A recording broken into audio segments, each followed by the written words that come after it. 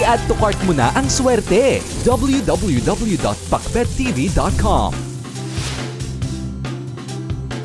May pintuan ba kayo na katapat ay pintuan din? Ano ang solusyon dito? Ang pagkakaroon ng magkatapat na pinto ay malas at hindi maganda sa loob ng bahay. Sa usaping feng shui, bawal na bawal ito dahil ang ganitong posisyon ng pinto ay gumagawa ng negatibong enerhiya na kilala sa ngalang shachi.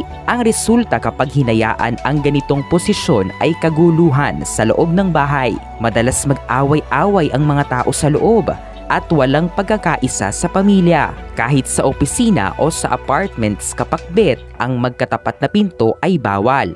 Lahat ba ng mga magkatapat na pinto ay malas?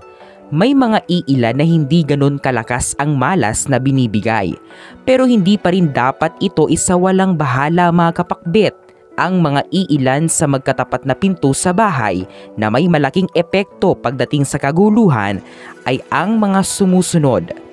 Pinto ng kwarto na katapat pa ang isang pinto. Pinto ng kusina na katapat ay isa pang pinto.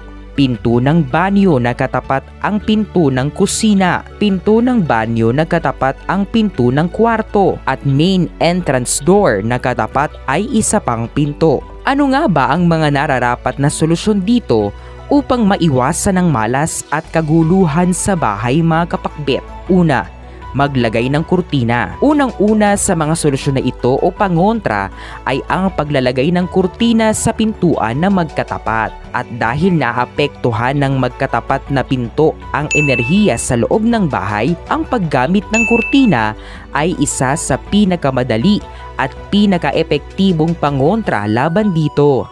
Nakakatulong din ito upang gumawa ng harang sa dalawang pinto na magkatapat.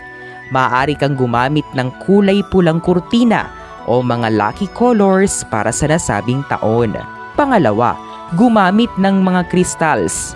Ang pagsabit ng mga kristal sa pintuan na magkatapat kapakbet ay mabisa rin upang labanan ang malas na binibigay nito. Sa pamagitan ng pagsabit ng mga kristal sa pintuan na magkatapat, ang negatibong enerhiya ay matutunaw at mawawala na. Kaya naman, anong crystals ang dapat mong isabit? Pwede kang magsabit ng mga crystals na ang benefits ay protection at positivity. Pwede ka ring magsabit ng mga clear quartz na crystals. Pangatlo, maglagay ng halaman. Maaari ka ring maglagay ng halaman sa pintuan mo mga kapakbet. Pero paalala lamang, huwag maglagay ng mga halaman na malalaki at mayayabong ang dahon dahil maaaring harangan nito ang pintuan mo.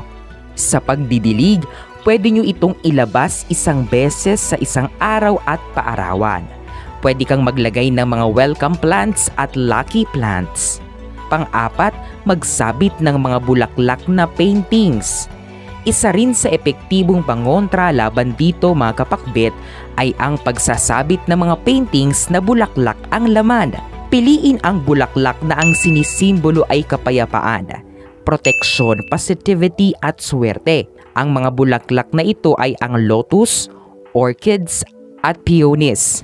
Ang pagsasabit kasi ng mga bulaklak na paintings ay may kakayahan na ayusin ang conflicting energy dulot ng magkatapat na pintuan. Panglima, maglagay ng ilaw. Pwede ka ring maglagay ng ilaw sa pintuan mo na magkatapat. Ito ay nagbibigay ng positibong enerhiya na kayang lumaban sa negatibong enerhiya na dulot ng magkatapat na pinto. Pang-anim, maglagay ng water element. Huli sa mga solusyon na ito mga kapakbet ay ang paglalagay ng isang bagay na kumakatawan sa water element. Pwede itong fountains o di naman kaya ay bagay na asul ang kulay. Ngunit huwag basta-basta maglagay dahil dapat sakto at kasya ang sukat nito. Ang paglalagay nito ay pumipigil sa negatibong enerhiya na kumalat pa sa buong bahay kaya ang kapalit nito ay positibo at maganda. Ang pinakamabisang pangontra sa magkatapat na pinto mga kapakbet ay ang ilipat ito. Ngunit hindi ito ang praktikal at madaling solusyon dahil hindi lahat tayo ay may kakayahan upang gawin ito. Kaya ang mga nabanggit na madaling solusyon laban sa pinto na magkatapat ang gawin mo. Tandaan din natin na ang epekto nito ay nakadepende pa rin sa tao. Ang mga solusyon o pangontra na aking nabanggit ay pawang first step lamang upang labanan ang malas na binibigay ng pintuan na magkatapat. Dapat kayo mismo sa loob ng bahay, puso at pagmamahal ang pinapairal. Dapat hindi na kayo agad-agad nagpapadala sa emosyon para iwas gulo at away. Ano pang hinihintay mo, kapakbet? Maglagay na ng pangontra sa pintuan na magkatapat. Ang mga interpretasyong ito ay pawang gabay lamang. Nasa sa atin pa rin ang desisyon at tayo pa rin mismo ang may hawak ng ating kapalaran. Huwag po nating kalimutang magdasal at manalig sa may kapal. Hinding-hindi niya po tayo pababayaan. Huwag kalimutang mag-subscribe, i-like at i-share ang videong ito sa inyong kapamilya at kaibigan. Maraming salamat sa panonood, mga kapakbet.